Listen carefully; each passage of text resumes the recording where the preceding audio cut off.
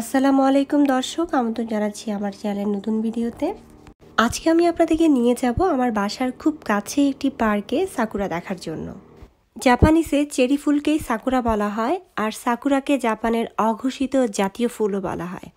বসন্তের প্রথম কয়েকটা দিনেই এই সাকুরা ফুটে, আর সেই সময় মানুষজন এই সাকুরা দেখার জন্য তাদের বন্ধু বান্ধব এবং পরিবার পরিজন, কাছের মানুষজন নিয়ে তারা পার্কে জড়ো হয়। যাই হোক, সেই বিষয়ে ডিটেলসে আপনাদেরকে আমি পরে বলছি। তার আগে আমি পার্কের নামটা বলিনি।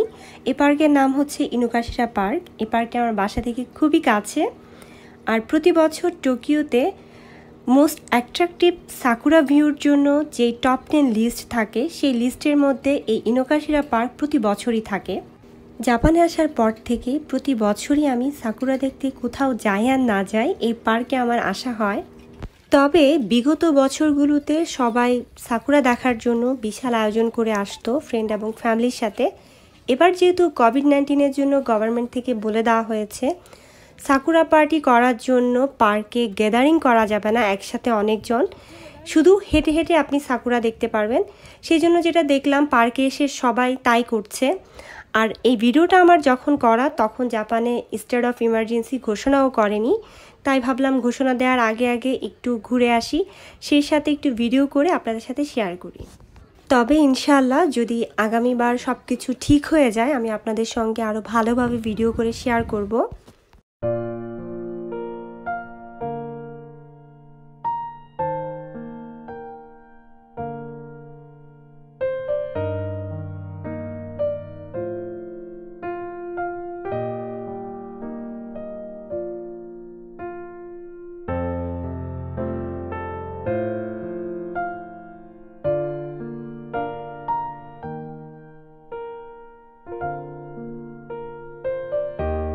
এখন এই পার্কে আপনারা যে পরিমাণ মানুষ দেখতে পাচ্ছেন, যদি পরিস্থিতি স্বাভাবিক থাকতো এর চাইতে অনেক বেশি পরিমাণ মানুষ এখানে জড়ো হতো।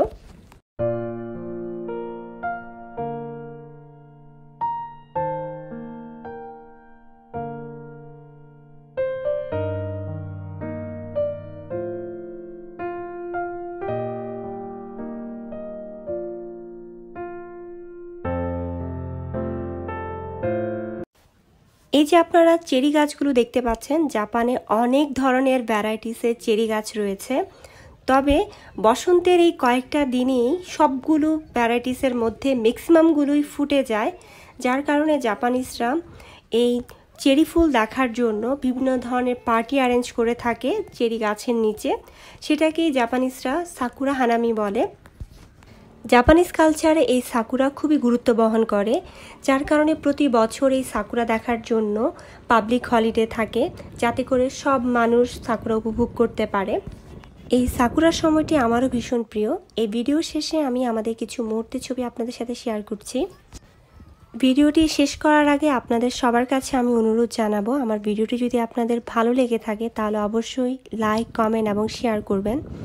আপনাদের এক একটি লাইক, কমেন্ট এবং শেয়ারে আমি নতুন নতুন ভিডিও বানানোর জন্য উৎসাহ পাই। এই সাথে নতুন ভিডিও দেখার জন্য কিন্তু আমার চ্যানেলটা সাবস্ক্রাইব করার অনুরোধ রইল। আবারও অন্য আরেকটি ভিডিও নিয়ে হাজির হয়ে যাব। সবাই ভালো থাকবেন, সুস্থ থাকবেন। আল্লাহ হাফেজ।